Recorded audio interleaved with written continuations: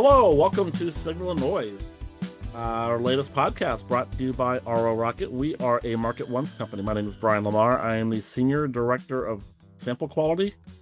Joining me, as always, Andrew DeSillis. You're the Head of Client Development for Research Services. How are you doing? I'm doing great. I haven't heard those titles in a while, and you had a question mark after yours. Is that Did I?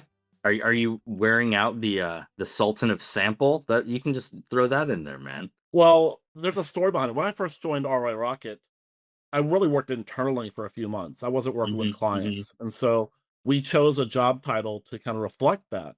And we've just never changed it to be more appropriate for what I do, probably. I think people that know me know what I do. And I don't even know anybody's job titles. I'd researched our guests, which, by the way, we have guests today, which I'm super excited about. I'll start off with Andrew Gordon. Hello, Andrew. He is a staff researcher at Prolific, and I've seen him at conferences, and they're pretty prevalent in the industry right now. He's also has a PhD in neuroscience from University of Bristol and postdoctorate scholar at University of California, Davis in cognitive neuroscience. So you're somewhat intelligent. Thank you. And instead of asking you what Prolific does, I looked it up. And if I'm wrong, let me know. Prolific is an online technology platform that connects academic researchers and AI developers with vetted human participants for surveys, behavioral studies, machine learning training, etc. Is that fair, Andrew? I honestly couldn't have put it better myself. You deserve a job in marketing at Prolific, but yeah, that's it. In a nutshell. Awesome. And is staff researcher a good title for you, Andrew? Do you know what? Staff researcher, I mean, it's a good title for tech, but a lot of my kind of old colleagues in academia wonder if I research staff. They don't really understand what it means. So I tend to just say researcher, research scientist. Staff research is just the official title, I guess. Only researching staff on B2B studies, right? There we go. That's it. Yeah. And I think in my signature, I'm director of network quality, which network. We do on this podcast know network is probably sample network, but I get calls from GLG and IV Exec and all the expert networks to take surveys about our fraud detection and from a network like an internet network. So I get those all the time, and I wish I could lie on a survey because I can make decent money. Also, finally, I mean, we've just jibber jabbered a lot. Finally, getting to Karine Pepin, and nobody loves surveys as much as she does. And I think that's true after having known her for a few years. She's also the co-founder of the Research Heads, and I'm going to try to describe it too, Karine. Hopefully, I get this right. A flexible quant research agency focused on helping brands transform insights into bite-sized research assets that will resonate with stakeholders, influence the business, and deliver long-term value. 10 out of 10. Yes. Okay. And founder, that's co-founder is a pretty good job title, I think. Yeah, pretty happy with it. Yeah. And kind of the reason we're here today is you all put out a paper. It's been a little while. You all did a lot of research to put out a paper around, and the title of it is AI Agent Prevalence and Data Quality Across Multiple Online Sample Providers. And I'm pretty excited to talk about that. Anything that is talking about those topics, AI prevalence, data quality, and multiple online sample providers, piques my interest on a lot of different levels. So I'm kind of excited to talk about it. So maybe Andrew, give us kind of a high level what you all sought out to do here. Yeah, I mean, I can give you the background as to kind of why we ran this paper, I guess. So the abridged version of it, right, is, I mean, we all work in the online sample world. We all know there are problems with quality in the online sample world. There have been as long as I've worked at Prolific, and even before that, when I was doing my PhD and using samples like MTurk and that type of thing. The difference and what led us to write this paper was the advancement of AI, right, which has created these new threat vectors for online research. So humans using LLMs, and then this idea, which we're probably all pretty familiar with at this point, that AI agents are everywhere and they're completing the studies, and your responses may no longer be humans, they may just be AI agents. And I work for a sample provider. We get to see a lot of the back end data. We don't see evidence of that, or we didn't see evidence of that. And so we set out to test it in the most kind of structured way we possibly could. So convened a group of really great co-authors, including Karine. And really the aim was to say, okay, what's the reality? Are AI agents really flooding online research? Do humans still use LLMs in research? Is that the real threat we should be worried about? Or is just the bigger threat the one we all know about, right? Which is just some samples contain really bad data, or people tend to give some really bad data in online studies, and that remains the thing we should be worried about. So that was kind of how we came to the research and how we sort of started thinking about it. I have a follow-up for you there. So it's that parsing out of the different categories that I think is really interesting and really where, we do have to draw some fine lines. So for the purpose of your research, how did you define an AI agent? And I may have some more follow-ups for that, depending. But I think that's kind of like step one. When we say AI agent, what are we talking about? Yeah, and you're right to bring it up because AI agent, bot, LLM response, they're all just used completely interchangeably, and it kind of drives me nuts, to be honest, because they all are pretty distinct things. But you'll see someone put out a report saying agents are everywhere. Well, what they're actually measuring might be a human using an LLM, right, within a survey. That's a very qualitatively different thing than an agent completing a survey as a human. So yeah, we really wanted to kind of nail that on straight away. And in terms of what is an AI agent, so funnily enough, I've never even thought of the definition of an AI agent too much. But essentially, LLMs now have things called agent mode, right, where they can essentially, you might have seen it, ChatGPT has operator, you do it through Claude, there's Perplexity, Project Mariner, these types of things.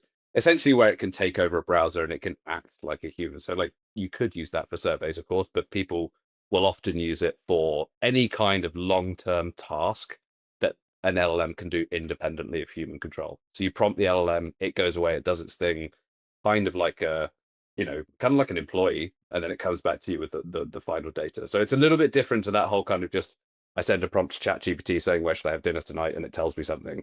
It's more a long-term task running by the LLM. It just so happens that one of the things agents can do is take surveys.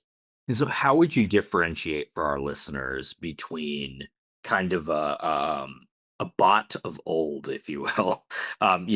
This was something that would come up in survey research now and again. In 2016, 2017, we would see bots in the data, right? Before the advent of artificial intelligence. We have kind of the bot, we have the AI agent as it pertains in your research.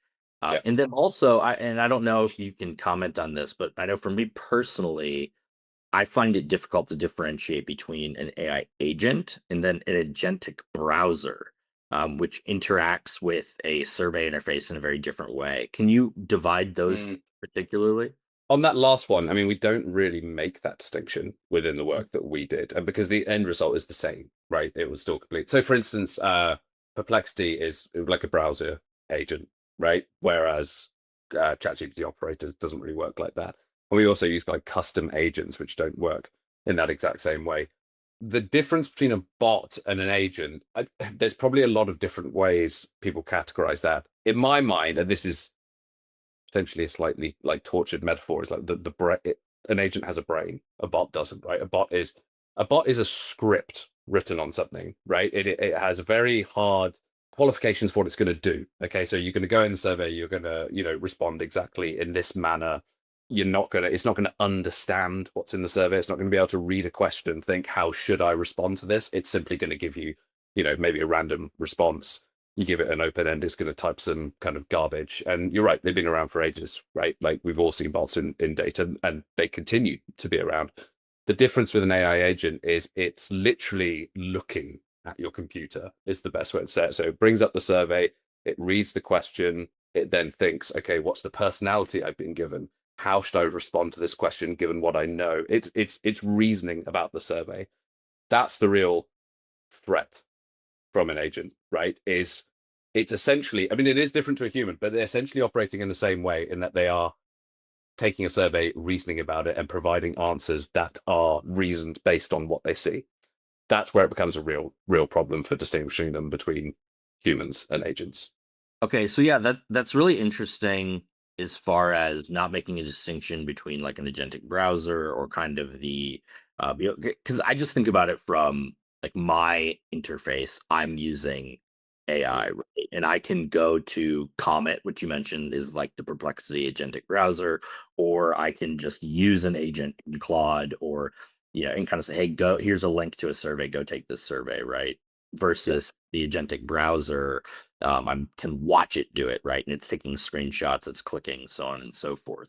I think you're right to point out that from the researcher standpoint, whether or not that is present is kind of the same result, right? And so maybe we'll table that distinction because it ends up being more of like a cybersecurity programmatic fraud detection question as far as can we catch when a browser is interacting with the survey. In either situation, the AI is attempting to complete on behalf of someone who is not taking the survey themselves.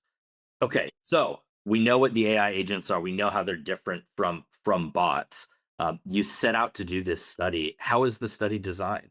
That's a big question. Okay, so stop me if I go on too much on it. So, I mean, so the very first question becomes, which I guess is probably the question on that everybody's thinking about right now, which is if you're setting out to say how many agents are present in online samples, you need a really great way to detect agents. Otherwise, you've fallen at the first hurdle, right? There's not really much point running the research. So we actually started out by just creating a short pilot study. It was the same survey we use in the main study, about a 10-minute survey. It's on Qualtrics, and within that we layered a whole bunch of detection methods, right, that we thought might be good. So we looked at things like reverse shibboleth questions, which are questions where a human sample should struggle to answer them, but an AI agent should be able to answer them easily. We looked at our own prolific in-house, what we call an authenticity checker, which kind of looks at the behavioral signals throughout the survey, as well as the environment from which the respondent's coming. We looked at a research defender. So they have a risk score, and they're basically doing similar kind of things to our authenticity checker. They're looking at behavior throughout the survey.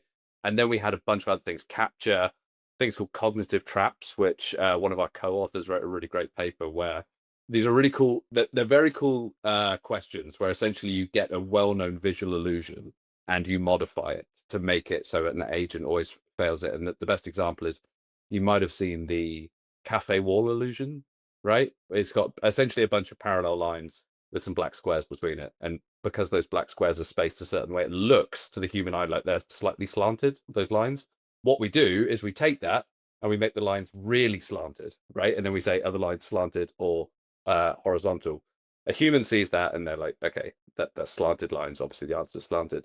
An agent sees that, and what it sees is a pictorial representation of the illusion. And it says, I know this illusion.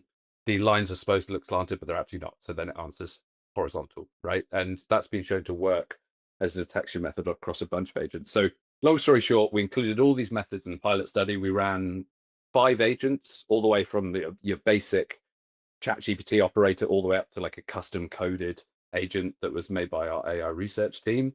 We ran them through the survey 25 times. We ran 125 humans through the survey, and we simply said, which of these actually finds the agents and which can identify humans and agents. And we essentially found that the authenticity checker that we've built had perfect discrimination, which is really nice for us, obviously. And some of the other ones did well. Some of them were just rubbish, to be honest. Reverse shibboleth questions didn't work at all.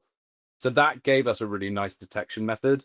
And then we just went out into the survey the sample ecosystem, right? And we recruited 5,200 responses across 10 different platforms, split by different platform types.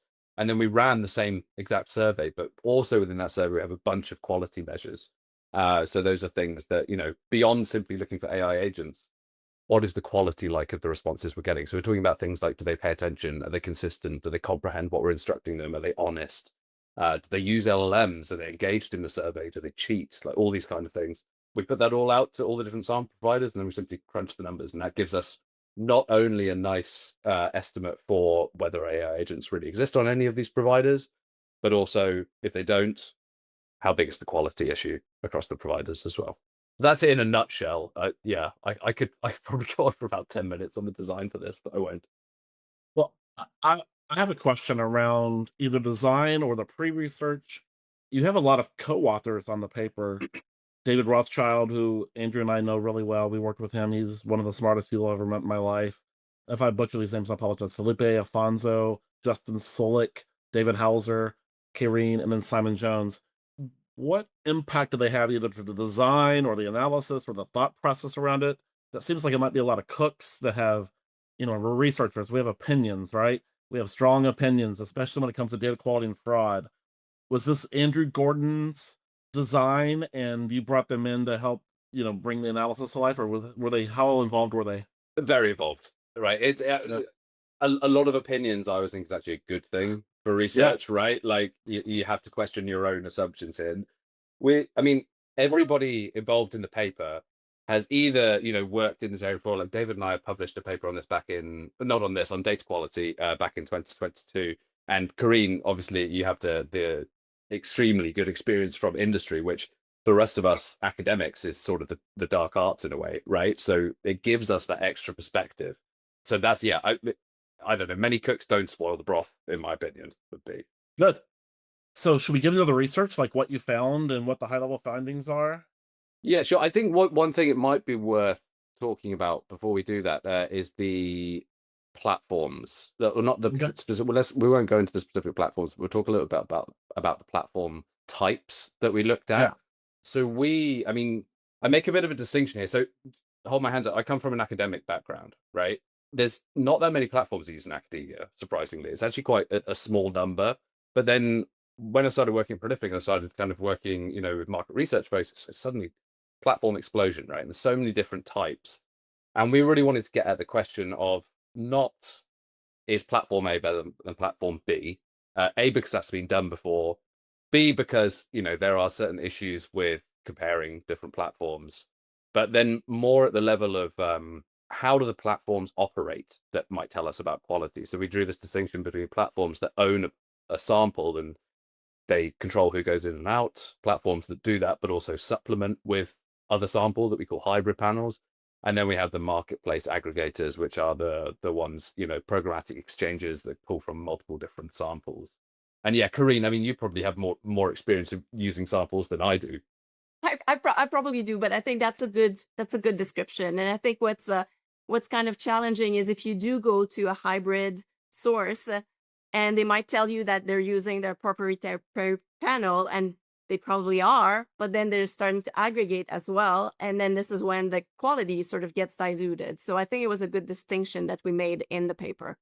Yeah, in the research that Brian and I have done over the years, and he'll the first thing he will tell anyone ever is demand to know subpanels, demand to know subsources, append them right into the links, right? So, I think that we and many of our listeners would agree that making a distinction between, and kind of we would call it like an exchange, right, versus a platform who has a proprietary asset and is also aggregating is definitely a worthwhile line to draw. And I'll add to that, the platforms that you tested of the 10 are very diverse in that what most people say is a panel, which is really a collection of a few panels, to what people would call a panel, which is really a collection of like dozens of panels, to platforms that have a few panels in the platform, to a platform that has hundreds of traffic and panels included as well. So you really did. I love the diversity of what you did in terms of like every possible combination of sample availability, right? That was the general idea. I mean, the original list was a lot longer as well. Yeah, but sure. it's pretty expensive to run this kind of research, so we had to stop somewhere. Yeah, I mean, yeah, I don't know what you think, Karine. I think we get the panels like that we got are a pretty good representation of the three broad categories that we look at. Yeah, I would think that most of the traffic goes through one of these sources. And so then, the $1 million question. So you ran this survey. We had all the diverse sources, kind of everything's represented a little bit. Now we know the design. What did you find? Okay, so on I guess the $1 million question is the AI agent one, right? Like, are AI agents flooding our studies? And I'm very happy to report the answer is no, but with a little bit of an asterisk there, right? So what we see is that when we look at the main detection method we used, we find that across every panel we tested, it's 1% or below, right? Apart from MTurk, right? And we looked at both unfiltered and filtered samples on MTurk. So we looked at, if we filter people by super high approval rate on MTurk, do we get better data? You don't, right? You get basically rates of detection at around 11 to 16%, somewhere in that area on MTurk. Of course, we get that data, that looks really promising. And then we think, well, what actually are these things that we're detecting, right? And luckily for us, we have all these other quality metrics in the study that allow us to look at, what the things that we detected, how are they performing in the survey? the reason we do that is because the assumption would be an AI agent, if you believe the literature on AI agents, and I do, that they are extremely capable in studies, they shouldn't be falling for attention checks. They should be providing very high quality open-ended responses. They should be relatively honest, right? So they should be giving you pretty good data. What happens is when we look at performance on the quality dimensions between the flagged agents and the humans, they're actually worse than humans on every single measure that we saw, especially on open-ended quality. And then we look at the actual open-ended quality responses, and they're rubbish. Couple of words, and that just doesn't pass the smell test when you're thinking about an LLM, right? Like, LLMs are verbose, they write incredibly well. You may not like the way they write, but they write incredibly well. And the kind of text metrics we are looking at, they should have performed extremely well on that. So that became the question. The question then became, are these just bots, right? Are these the bots that we always know have existed, that we know exist on MTurk, probably more than any other panel? And the way we tested that was we took 3 more agents. So we took ChatGPT, Perplexity, and our custom agents, ran them through the survey 100 times each, and then we simply looked at their performance on the quality metrics as well. And lo and behold, agents actually outperform humans on nearly all these quality metrics, right? And far, far, far outperform the things that we're flagging. So that means that whatever we're flagging is not AI agents, because the quality scores would be a lot higher. It's most likely just bots. Further to that, they do seem to be concentrated on a single platform, which is MTurk. And when we look at these direct panels versus hybrid versus marketplace, no difference, right? The numbers are low, very low across the board. So that, that should be pretty reassuring to folks. But at the moment, we just don't. There's no evidence for AI agent pollution, and those that a lot of people are saying at the moment that the sky is falling, AI agents are everywhere. Those kind of claims require some kind of positive evidence that it's happening, right? That's been missing entirely from this discussion so far. So as far as we know, ours is the first study at this scale to do it. There was a study out of UCLA that did something similar, that found relatively similar rates as us, but smaller samples, less sample sources. So yeah, that's the headline finding on AI agents. I don't know if we want to dig into that before we talk about quality or anything, but. And of course, when you ran your AI agents through the survey again to look at that quality, they were completely flagged all over the place as being AI agents by those men. Yeah. They failed they failed not only our primary flag, but our secondary flag as well, which was these other 6 checks. And we set a threshold. We said, because these other checks could presumably pick up a really bad participant as well, we said you have to fail 4 or more of these other checks to become a flagged agent. And yeah, they failed them as well. So yeah, which again helped. And I'd love, Karine, your initial thoughts on that finding, as someone, I think we're more non-academic researchers, right? I'm not sure if you work with MTurk, or I'm sure you have philosophies on how much bot traffic is AI agents or not. Curious if that finding was surprising to you. It wasn't. So first of all, we know that bots, the traditional bots, the percentage is also extremely low. If you look at like Verisol dashboard or any other fraud detection software, you'll see that's very low. So I was expecting it to be very low. And as someone who used 4 fraud detection software in any given of my studies, right, 2 pre-survey, 2 in-survey, and also read every single open end, so thousands of rows of data, I was just not seeing it, but then it kind of puts doubt in your mind because everybody is like fear-mongering and making this a marketing point. So, but yeah, I was really not surprised with the findings. And it kind of, I think, Karine, I want you to answer this first, but I'm going off of a point that Andrew made, because when you say that, okay, the AI agents outperformed the humans on quality, right? I'm not really surprised, right? Incentives are pennies. People are tired because it was their 20th survey they tried to qualify for. We're all familiar with respondent fatigue. When I'm kind of, in the trenches and we're having high removal rates, data is becoming suspicious. I love that your study confirmed that, because kind of the AI psychosis of someone reading the thousands of lines of open ends is, these are too good, right? They're too thorough. And so clearly they must be written by an AI. And so I just wanted your initial reaction to that point, Mhm. as someone who does have to go through the data and look at that. How do you make that distinction? And then the more technical follow up is, how do we distinguish between the AI agent and a fraudster who's using an LLM? You can see AI inspired, right? Open ends. That's very different from an AI agents going through your entire survey. So I think that's a different problem. But I think it's impossible to look at an open end today and know if it's fraudulent or not, unless you're including other signals, you know. And when I read my 1,000 lines of open ends, it's never just my judgment. In fact, I just built this cool data quality tool. I was on vacation, didn't have any project work, so I'm like, oh, I'm going to be useful. But basically what I do is I go through all of the open ends, but always looking at them against fraud detection signals that I've been getting from fraud detection software.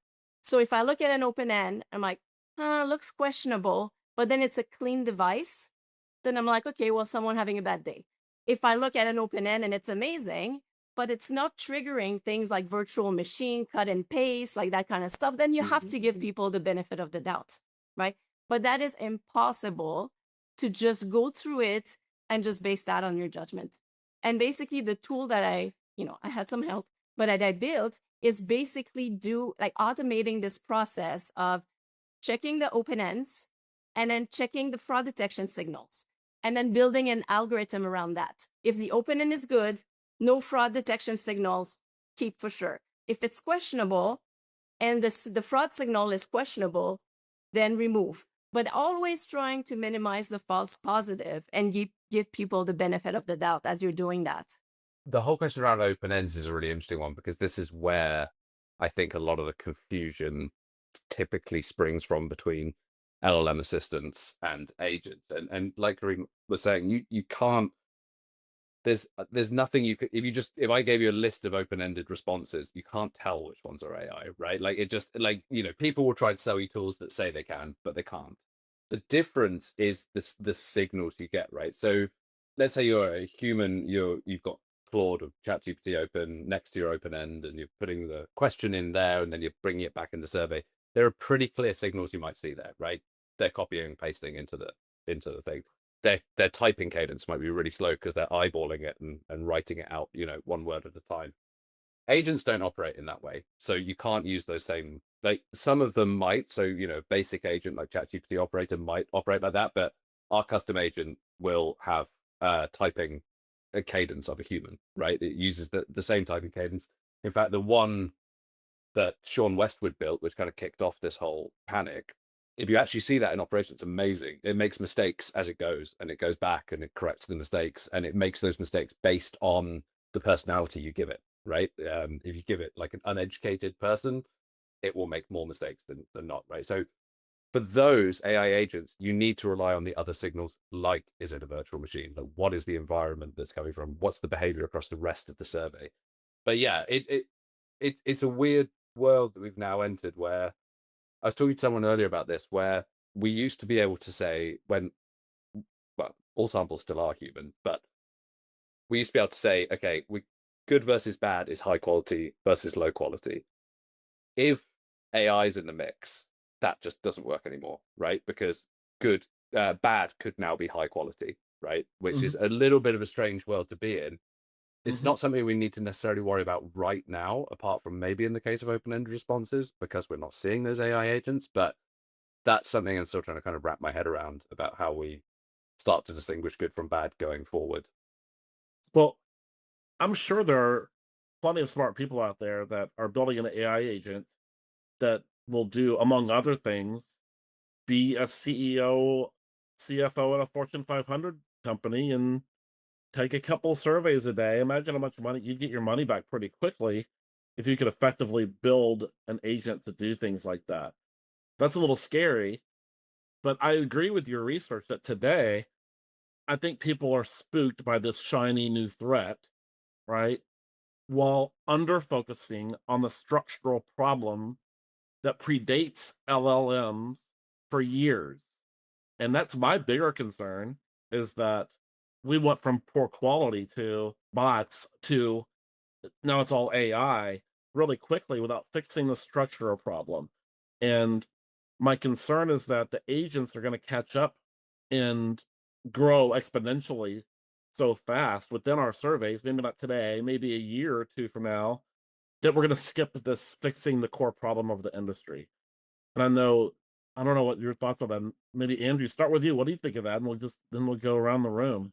Yeah, I mean, I think it's a really good point. I think my concern is the same as yours, in the sense that I think the focus on AI agents as the current threat is making people not, or think less, or not everyone, but people think less about the actual kind of underlying real people that are in their survey. And I think it's just a case of like, we'll miss the wood for the trees sort of thing, right? Like there are, like you say, there are structural problems that need to be addressed. There are issues of AI surveys as well that do need to be addressed, just to be clear. But like, if we focus all of our resources on this all-out panic against about agents, yeah, I worry that, you know, the same problems that have plagued online sampling for a long time will just continue to bubble away in the background. You know, they've been bubbling away for a long time now, and they're, you know, still not fixed. So this is just a distraction from that.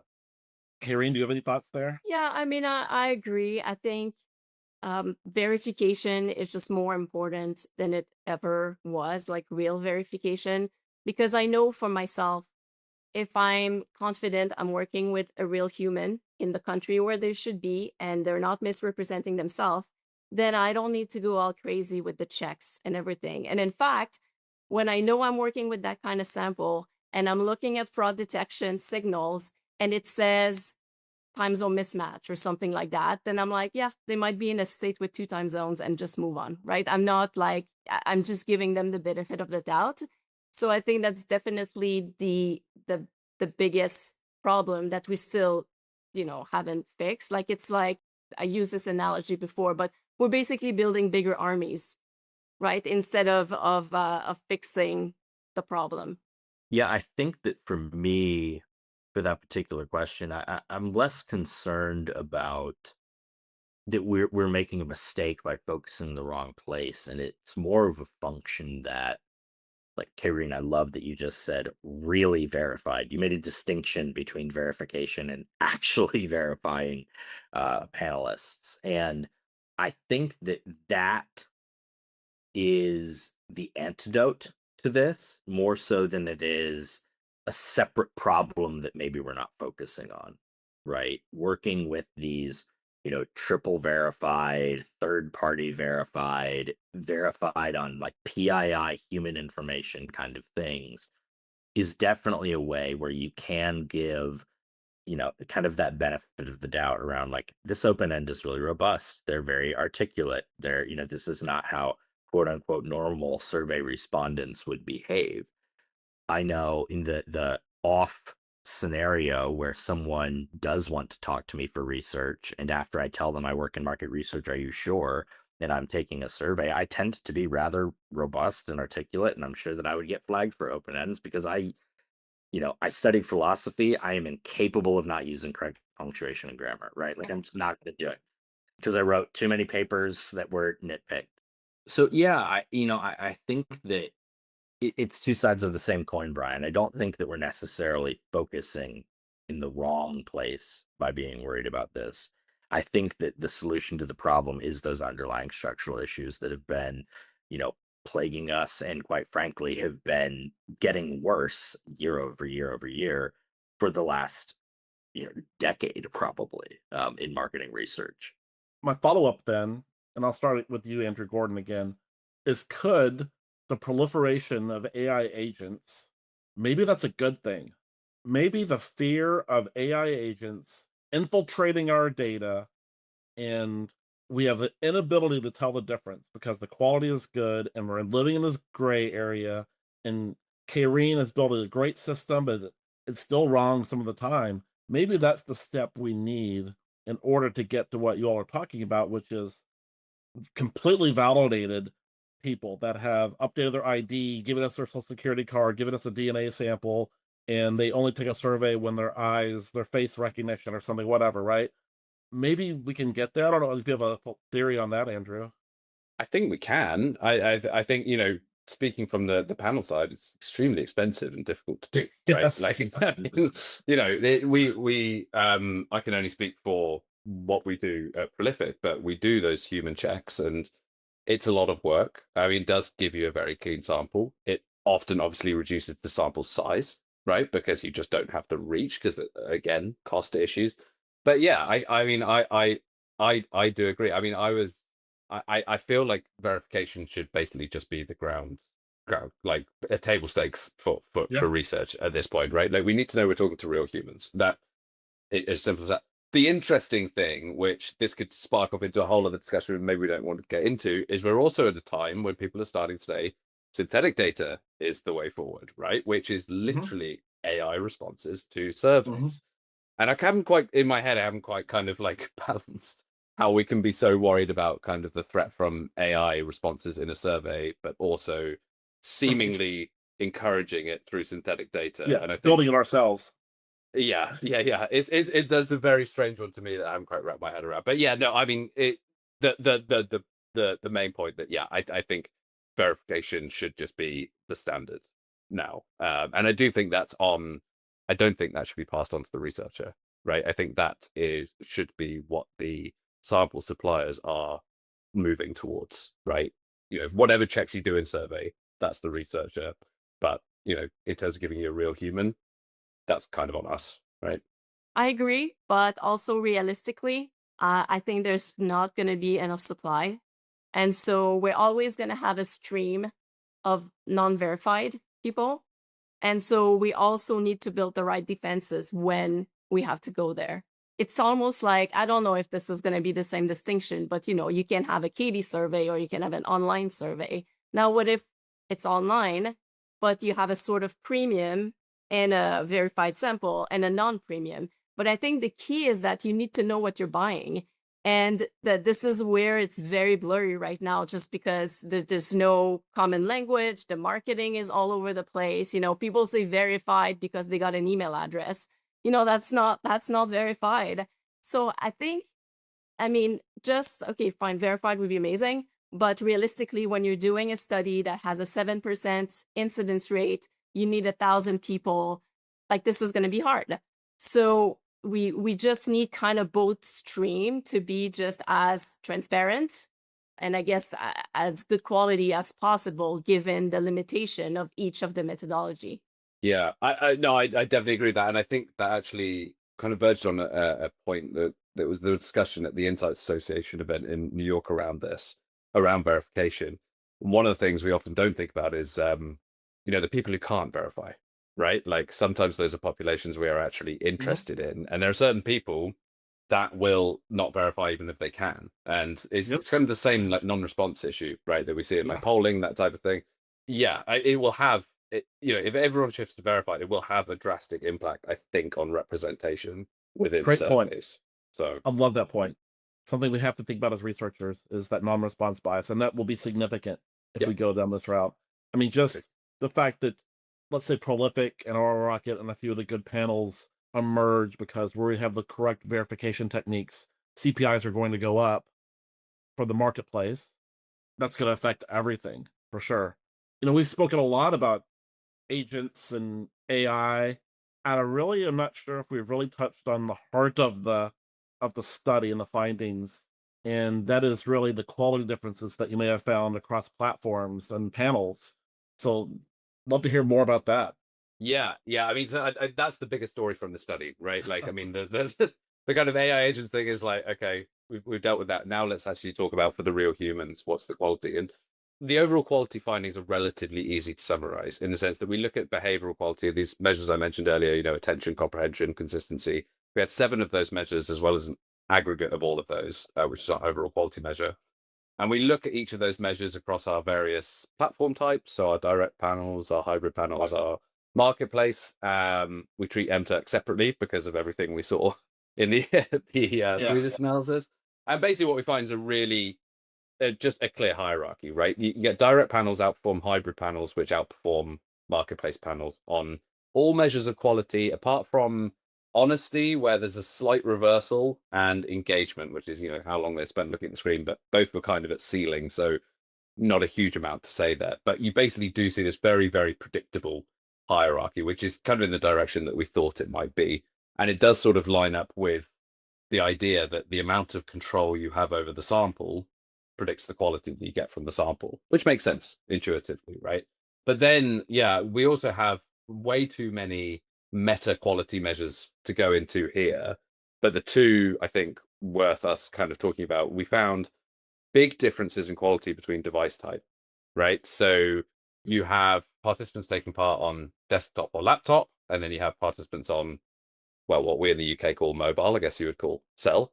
But what you find is that those hybrid panels, those marketplace panels, massively over recruit participants on mobile, like almost the inverse of direct panels. So direct panels, about 75% take part on desktop. Marketplace panels, I can't remember the actual number, but it was, below 50%. And then when you separate out, you look at quality on desktop versus quality on mobile, ignoring panels, you find big differences across all our quality measures, right? Participants on desktop provide much higher quality than participants on mobile, which is a super interesting finding. But yeah, Karine, maybe you want to talk about the representativeness paper. I don't remember if you know the author of this. Maybe that's I think 2 it's years ago. Nick Stagnaro, I think.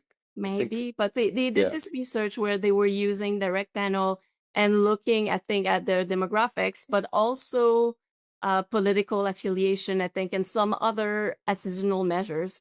And they were comparing the quality of these direct panels compared to a marketplace. And the finding was the marketplaces have lower quality, but more diverse sample, and the direct panel have better quality, but not as much diversity. And So I I guess mean, that's something to consider, I guess. Like we can't, we can't just block the mobile users because they're going to have lower quality, right? Especially if we're looking for certain demographics like the young males. And, if you've done research, you know how hard it is to find young males. So you want to give it, as much chance as possible to actually fill out the study. But it is something to consider because we say it's mobile optimized, and it is, right? But it's still using a browser. It's not using a panel app because most people don't have a panel app installed. So it's kind of as good as it gets. And as a researcher, I can tell you this, like, I can't test a survey on every single screen size. Like I can't, brand, Yep. screen size, all of this. Now the developers of that platform should. I don't know if they spend a lot of time doing that. I think they're busy with the AI dashboards nowadays. But the experience, you just kind of have to consider that when you have all sorts of quality checks. And I think in our study, the quality of the open end of the panel that had the most users on mobile was actually the lowest. You're typing, you don't want to type a lot, right? You're making typos, things like that. Yeah.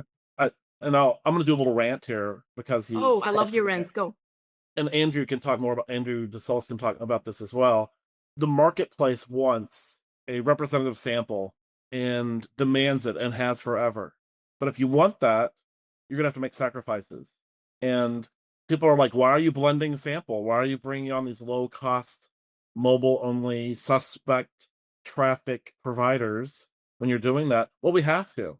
Most of the legitimate panels are not representative. They're not out recruiting 18 to 24-year-old males for the most part. They're not recruiting to be representative. They're recruiting to meet business objectives. That's how we recruit our panels. We recruit ITDMs, and we recruit a lot of our healthcare panelists and B2B respondents, and we recruit to meet our clients' business objectives. Now, the industry, most companies do that as well. There's not any panels other than the couple of probability sample panels that are extremely expensive that are out recruiting people, the 18 to 24-year-old males, the Hispanics, the people that are harder to reach, and they're doing a good job of that, but you're paying, an incredible CPI if you want that. And so this is such a challenge of our industry is you almost have to, kind of like how you were saying earlier, we have a premium CPI, and then we have a verified CPI, and then we have a non-verified CPI. We almost have to do okay, if you want to bring on these other type of respondents, we're going to have to go to lower quality. We're going to move more people. It's going to be in this gray area. You're going to have to accept it if that's what you want. And maybe those conversations are being had, but that's a real challenge for our industry. Is the representative of us. I mean, Andrew and I are working on a study right now trying to find thousands of people. We just can't do it. We can sell so much sample and expertise if we have the ability to do so. It's just not possible. Andrew DeSellis, close the loop on that thought. Yeah, the representativeness question is really tough, and we are always going to need to make study level decisions, right? As far as, is the depth of this response more important than the overall representation, and the business decision that you're making, and the methodology that you're using, and the risk of the decision that will be made from the research, I think, are the primary drivers there. Because, in doing research, right, we do not have the ability to simultaneously read the minds of all 270 million adults in the United States and get their actual answer, not their stated answer. And, everything we do has the asterisk of among people who participate in online panels. We go to hyper-verified sample and we say, okay, asterisk among people who were willing to provide their ID and their phone number, and right. And, a lot of ways that people, you can do a probability-based sample is much easier to execute over the phone, right? But then you have the asterisk among people who happened to have 20 minutes to take a survey during dinner and or actually responded when we called them back, right? Like, if you go just talk to people, they're not taking unsolicited phone surveys. So is that really more representative? Is that really more probabilistic? And I think that if you're doing a customer segmentation or something like that, or political polling, or something where it's really important that at a granular level, you're actually measuring, the gaps between different groups, or there's a level of statistical significance that's required, blending methodologies and blending panel, that you have exchanges, you have hybrid verified, you have intercept traffic, you have, right, all of these different things. The combination is going to get you a better answer in aggregate, but it's not the right solution for every research study either. Because there are, there's budget constraints, there's timing constraints, there's sample size constraints, right?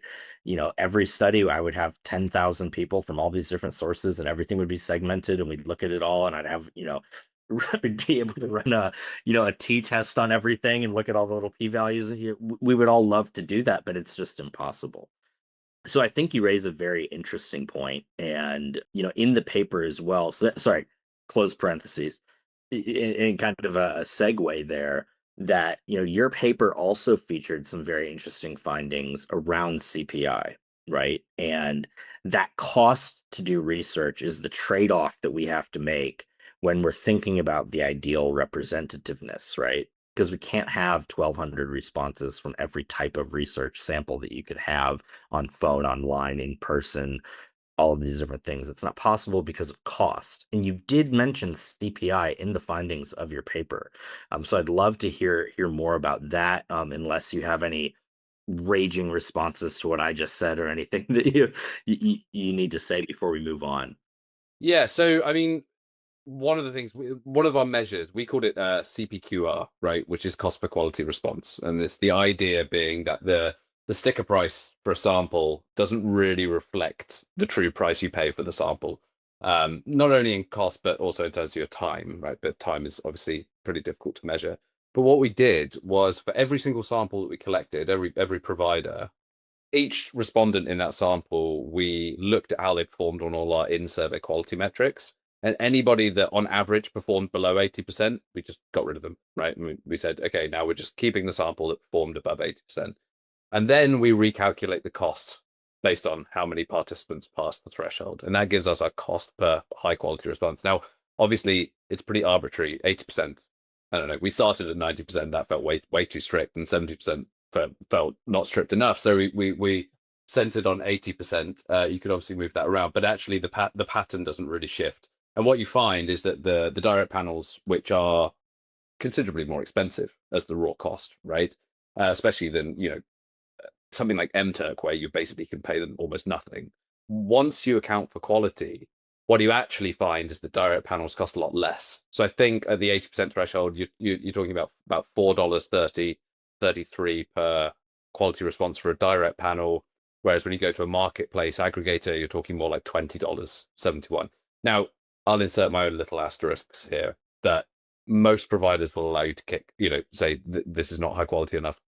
We'll just re-recruit, right? So it's not like you end up with just a smaller sample at the same cost.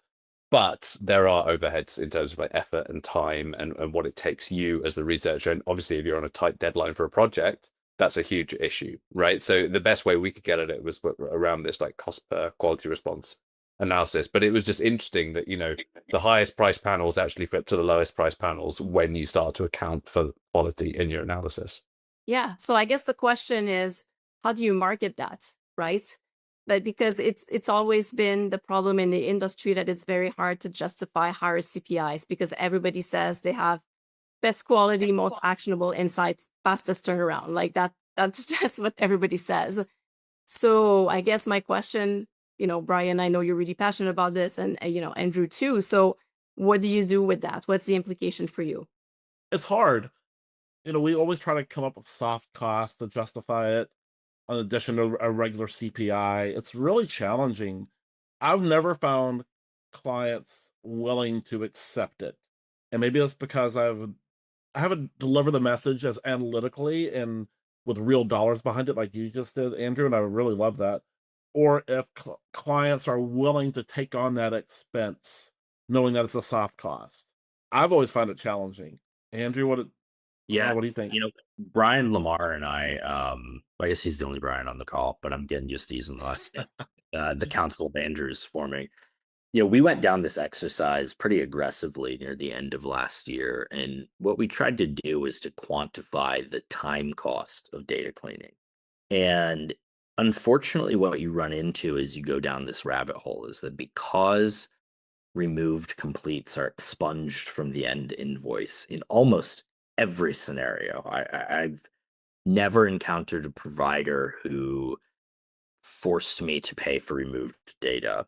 And because the time costs that are incurred through higher data cleaning are almost exclusively performed by researchers who are salaried, there's actually not as far as like something that the CFO would see, there's not a hard cost that is realized anywhere in the actual financial work stream.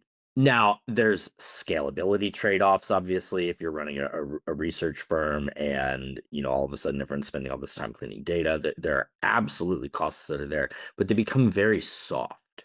So it's the right way to think about it. And I'm not surprised by the extremity of the gap that you found either.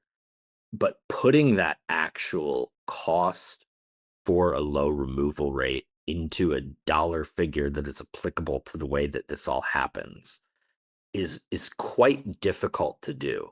I will say, though, since we did that study in I think it was Q3 of last year, I personally, and this is anecdotal, and we'll see as GDQ continues to do annual waves, I think quality's gotten a lot worse since we even ran that study. And we're eventually going to reach a breaking point where there's a feasibility implication to selecting poor quality panels. We're going to see this in B2B before we're going to see it for consumer.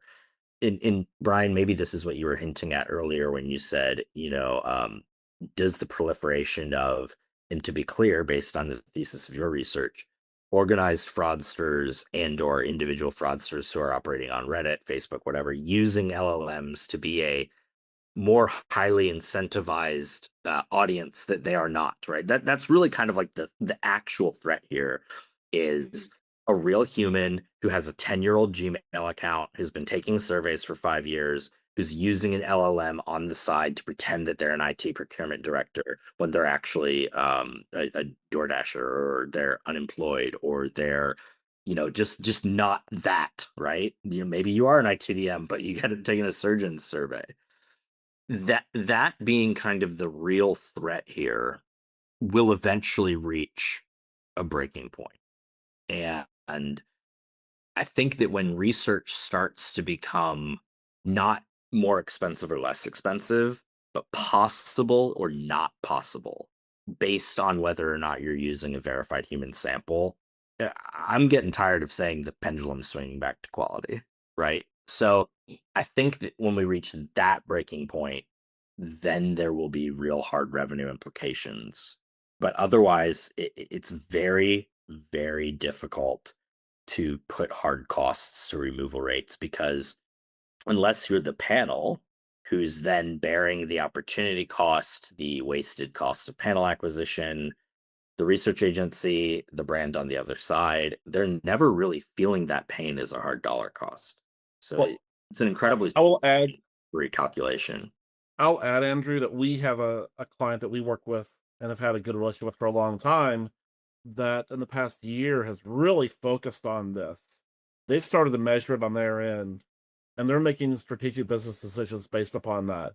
Now, are they measuring the CPI directly like Andrew did in his research? Probably not, but they're coming pretty close. And that's the first time I've seen it at that kind of scale, that they're taking into account how much time their research managers spend cleaning data. And they're making decisions based upon that. And they're looking for help to minimize that because it is significant. And I hadn't seen that in the industry before. And so maybe, yeah, maybe it is time to start reopening that discussion, and your data will be useful. Yeah. We might throw that in a sales deck. Yeah, and that well, but that particular example, comes to the scale question: is how many research managers do I need in order to execute X million dollars of online research? Yeah. And that's a very non-concrete thing with a lot of other variables to really run down. But yes, that's the most applicable place that we have found to quantify monetarily the cost of bad data. I do think it's super interesting perspective. And I think like there's sometimes we risk maybe stopping our level of analysis at the point of, the research is supplied to the end brand, right? But I guess what could shift the needle here is some way for the end client to be able to measure the value of the decision made off the data, right? And if the data is higher, if the data quality is higher, you paid more for it, but the value of that to the end client is bigger in terms of whatever they're using that data for. That could be the thing that kind of shows, right, that like, potentially higher CPIs maybe do make tangible impact at the end of the day. But I'm not aware of any research which shows that, or whether any company would even want to show that. Yeah, and the thing that's tough there too, though, is that whether or not they removed 8% or 80%, the final data set is clean. That's a good point. Right. Yeah, no, that's a fair point. That's what makes it tough. Now, you get into a baby with the bathwater situation. If you had to throw away 80%, how do we trust the 20%? And I think that's completely valid. However, as far as like you said, would anyone ever share that? And in some instances, I have several clients who believe that the rigor with which they clean data is a competitive advantage, right? So, again,